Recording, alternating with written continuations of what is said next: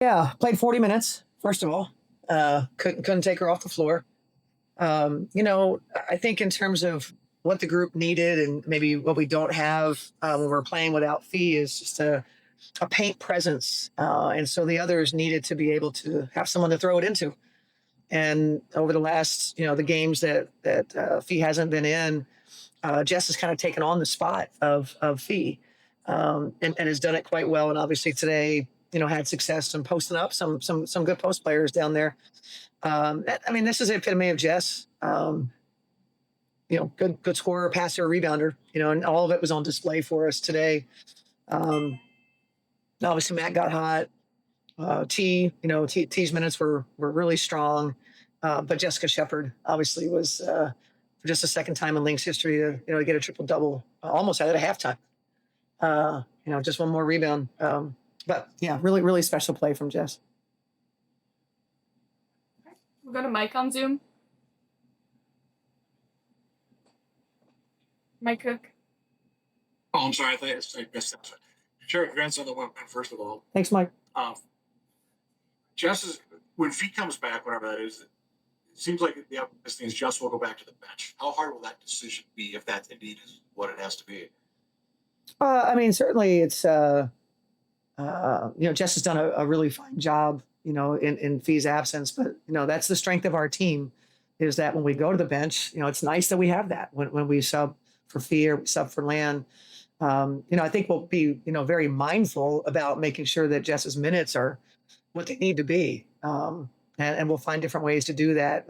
But not an easy decision for sure, but obviously Nafisa Collier is an MVP. So everyone will understand that decision has to be made.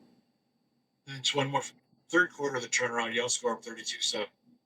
Was it simply picking up the intensity, getting out and running in transition? Yeah, I'm getting stops. We didn't like how we started the game. We spent basically the first half, sleepwalking, through the defense, and you're trying to play offense, taking the ball to the net every possession. Well, that's not very good. And so in the third quarter, we were able to do something different there and played off our D. We were locked in. Some of our details that we were missing in the first half, we were better at. They started really identifying opportunities, what was open. McBride got hot. Third quarter was really good for us. Thanks, Cheryl. Yep. Go to Andrew on Zoom. Hey, Cheryl. Congrats again on the win. Thanks, Andrew. The TV caught you and BC having a little bit of a moment after she hit that point or that kind of bucket with a couple minutes left to really put the game away. Just what was kind of the emotion going on at that point, and just how proud of you are of BC for sticking with it all season? Well, the possession before it, she didn't shoot. And so I was having a coronary on her in that time. She didn't shoot. 1 second left on the shot clock, and then we throw it to Mac, and she doesn't shoot for a shot clock violation. And so we were simply celebrating. Look what happens when you actually shoot it. It's really good for the Lynx team. And so BC played great, as we know, in Atlanta, and she's in a good space right now. And the ball kept finding her in the shot clock, and we were just leaving her standing there.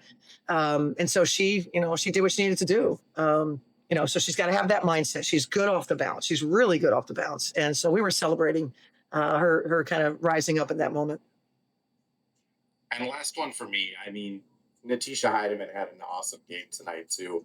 Just could you talk about almost like the luxury of having two starting point guards that really support each other the way they do? Courtney was just as vocal and active on the bench as if she was playing the game. For sure. Court just didn't have it physically. She's kind of dealing with a little ailment, and it just became clear that we weren't going to be able to go with her. And so that's what those two do. Like you said, they celebrate. Courtney will say, "Hey, leave her out there," and T just having her back at exactly the right time. And I was really proud of T, running our team, making solid decisions, and obviously putting the ball in the hole for us. Go to Christian on Zoom. Hey, Coach, congrats on the win. Thanks.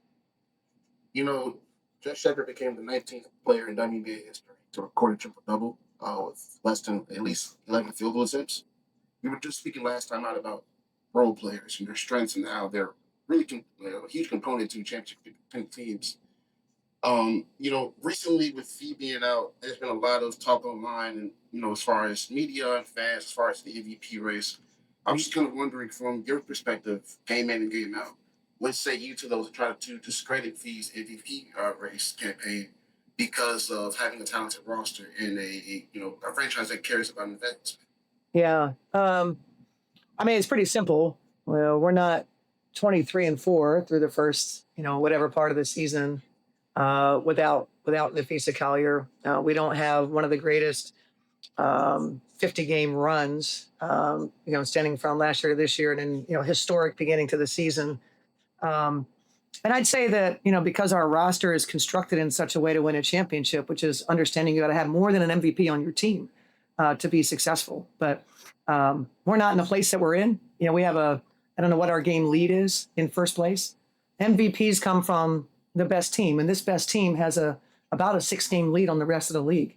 And the Nafisa Collier is the reason why. It's pretty simple.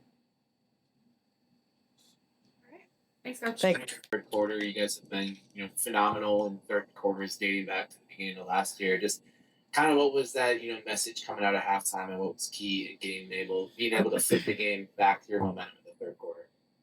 Play defense. I felt like we were just giving them so many easy shots and wide open threes. We just didn't have that intensity on defensive end. And we were always taking the ball to the net and trying to go play 5-on-5. So I felt like once we got stops, we were able to get in transition a little bit, create the mismatches. I thought boards. I mean, obviously Jess had a great game, laying kickouts, things like that. We were just getting the ball moving a little bit more. But it started with our defensive intensity for sure. And I feel like it was both of you in the post game after the August 2nd game at Vegas. And Kayla asking you about Jess's plus 46 on that day.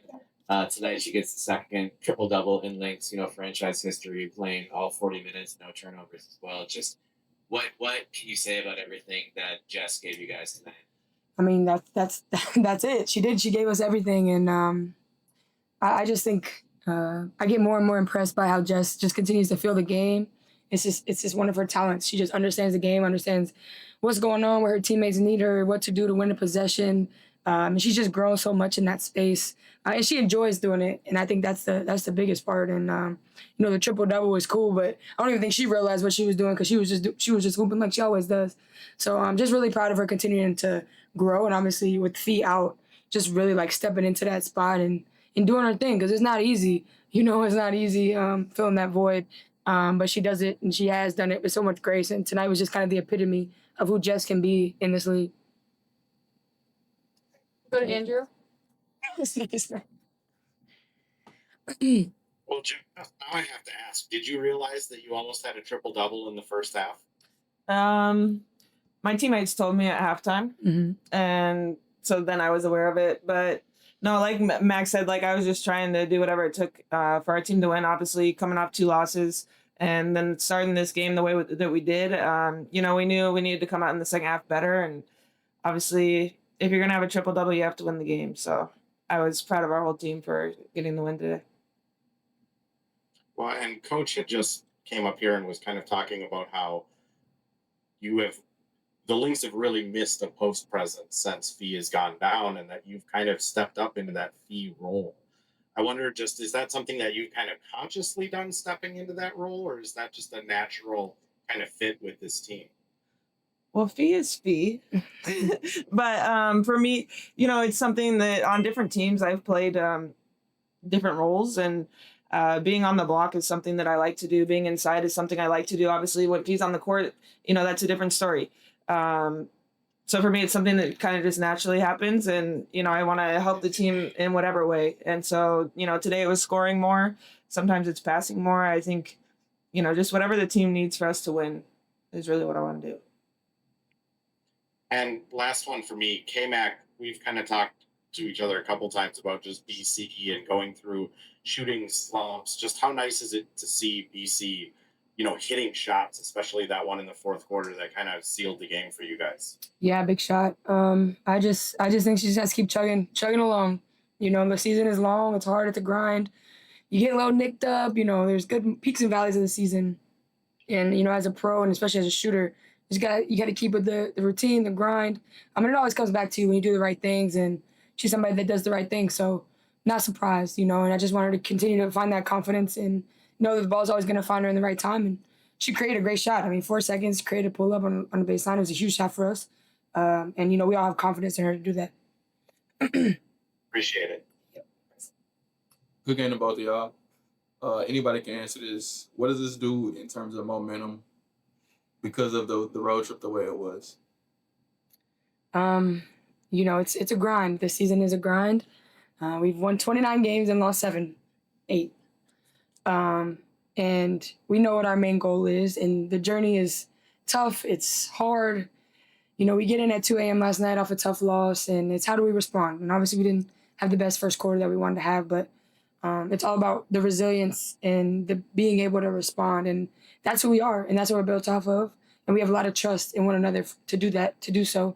And we believe in one another, defensively, offensively, that we're going to get it done.